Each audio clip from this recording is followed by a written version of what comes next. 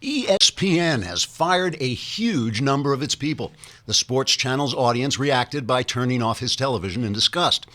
Reports say the firings include over 100 on-air personalities, dozens of behind-the-scenes staff, and several people who just happened to be walking by the studio.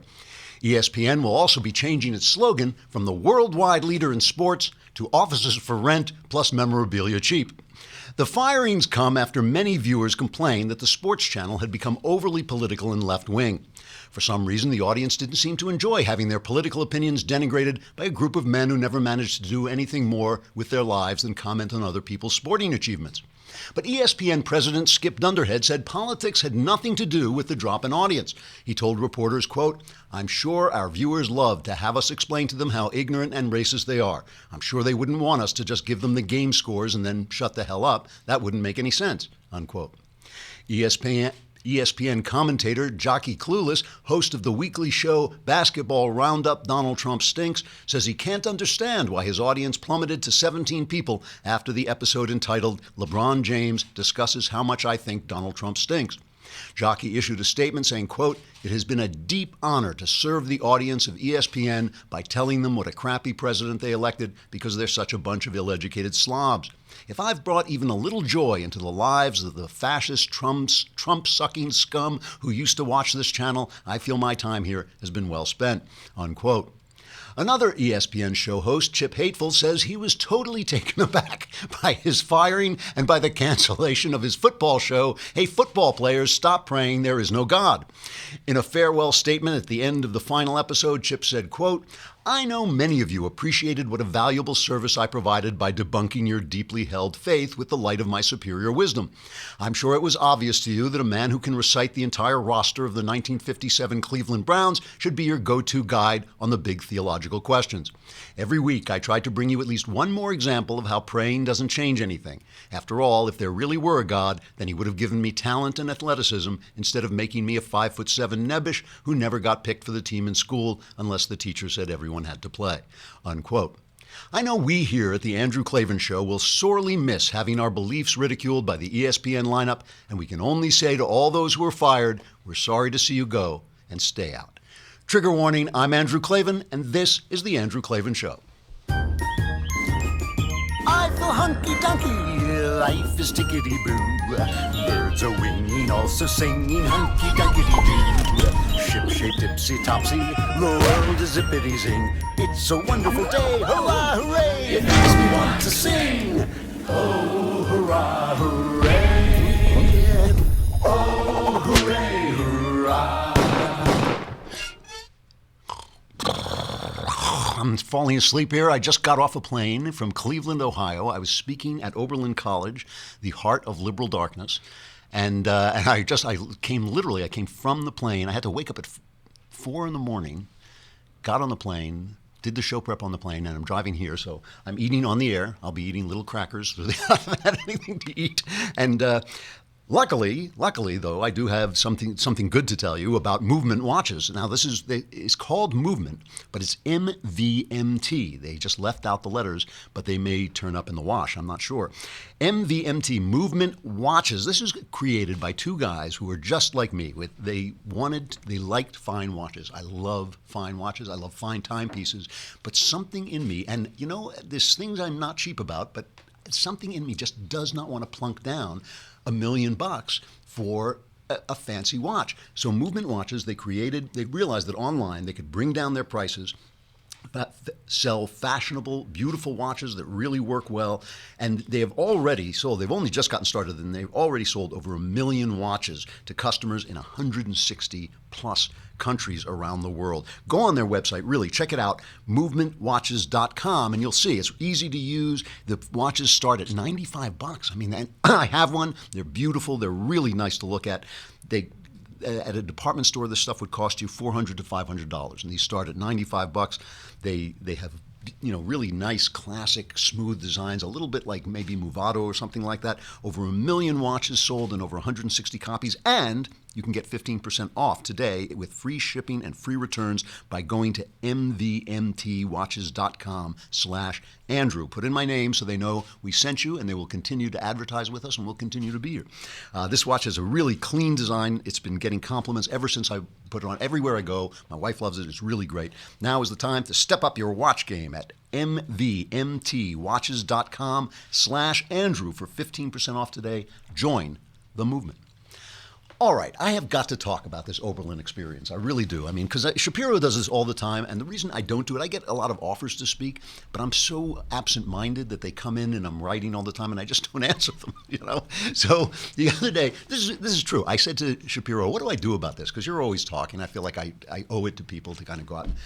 And he said, you know, we have this lady here who basically runs the Daily Wire, Candace Brecka.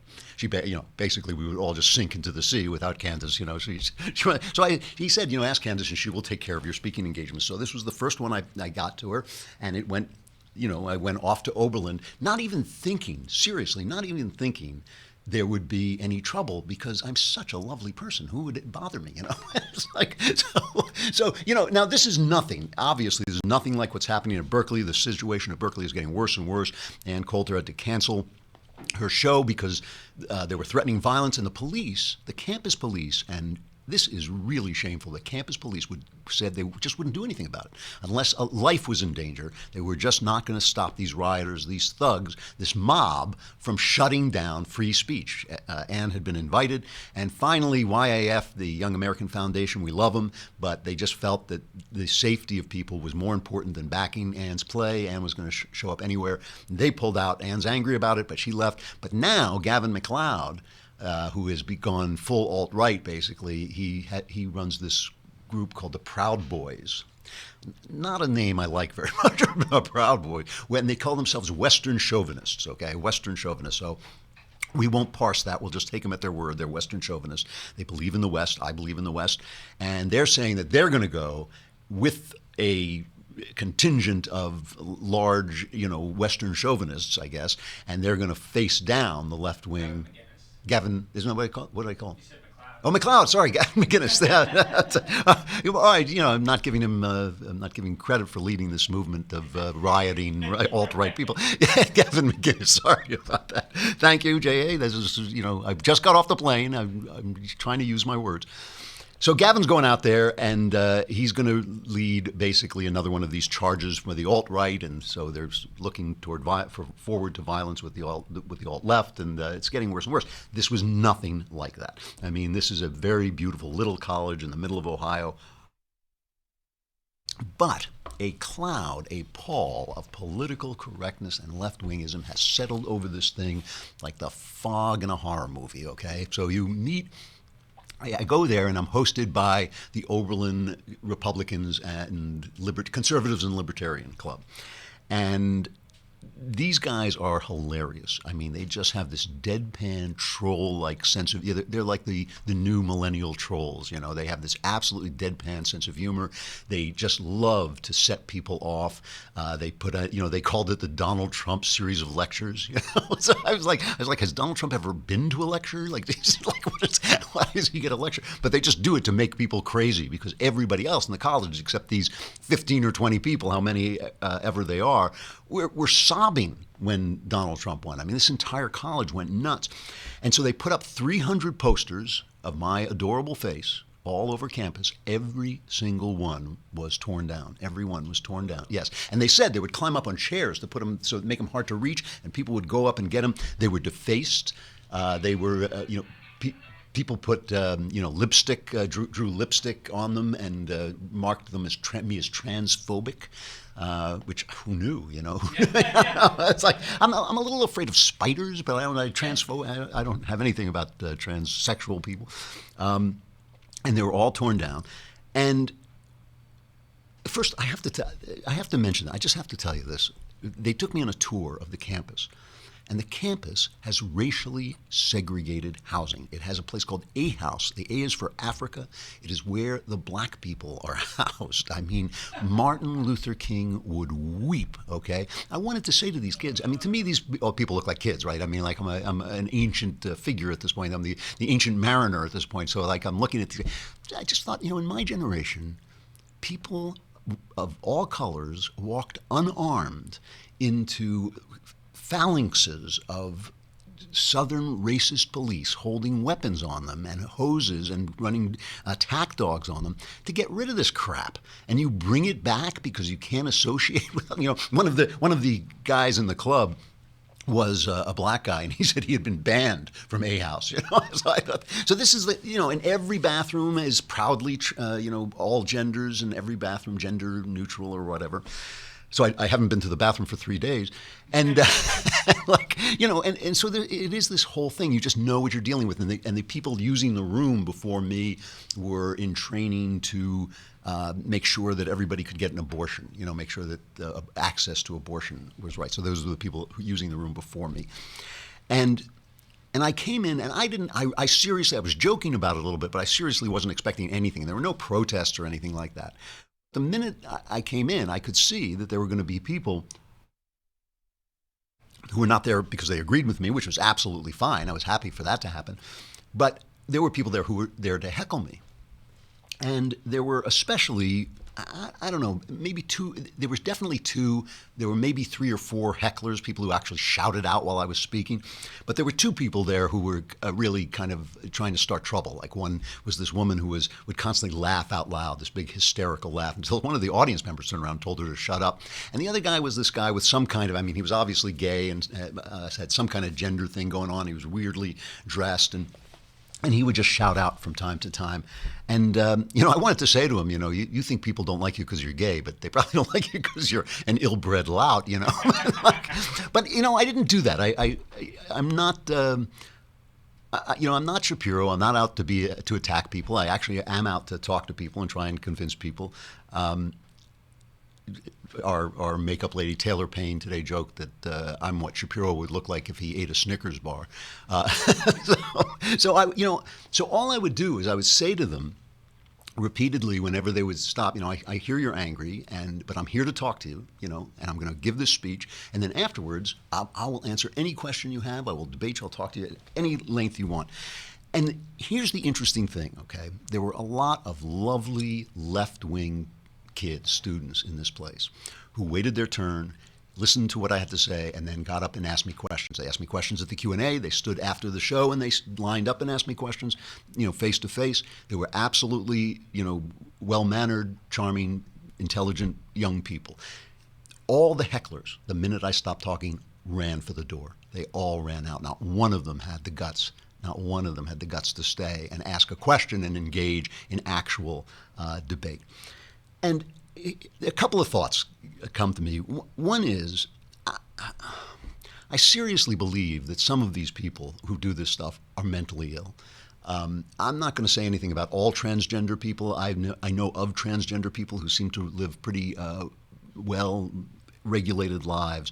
But this is a painful situation to be in, and it's a psychiatric situation. It's not a political situation. Your problem, your misery, your unhappiness, if you're transgender, is not being caused. It may be exacerbated if people are bullying and mean to you, but it's not being caused by a world of prejudice against transgender people. It's being caused by stress inside yourself. And for the administration of a school and the adults in a school and people who should know better in a school to teach these kids that their problem is political rather than personal is an act of cruelty. I know they think they're being kind by saying, oh, you're beautiful, you're perfect just the way they are, just the way you are. It's just the world that's prejudiced against you. But think about it for a minute. They know they have a struggle inside themselves. They know that that's not going to go away. You teach them that all they need to do is make every single person in the world nice to them and everything will be fine. Nothing will ever be fine for them because no one ever gets that. None of us get that, right? I wake up every day and people are screaming at me and saying nasty things about me. This is the way the world is. There's no guarantee that people will like you. And if you teach people that they're never going to be happy until the world likes them, and they start to turn outward for a fix when they need to turn inward for a fix, that's an act of cruelty. And let me tell you something else that's an act of cruelty. I just want to talk about because I don't want to talk about the kids. I don't want to run down these young people. It's an act of cruelty to envelop these young people in propaganda, and especially I talked to the conservative kids about this, and I said, what do you do? Because a lot of them, they're very bright, and a lot of them want to go on to be lawyers and doctors, and they're really if they're undergrads, they're really looking forward to going into graduate school, so they need good grades. I said, what do you do with these people, these professors who give you bad grades when you disagree with them? And a lot of them said, well, we keep our heads down. We echo back what they told us, and we just get our grade and we go home because otherwise they'll fail us. Now think about that for a minute. A man is what he says to a large degree, and I've been a loudmouth all my life. I mean, I went to school and I never took anything from anybody. Even in high school, I would never have echoed back somebody's point of view. And I got bad grades a lot of times because of it. I got into all kinds of trouble. But what a horrible, mean, nasty, low, dishonest thing it is to do to a young American person, a young person who should be free, to force him to echo back your political opinion or fail. Think about it.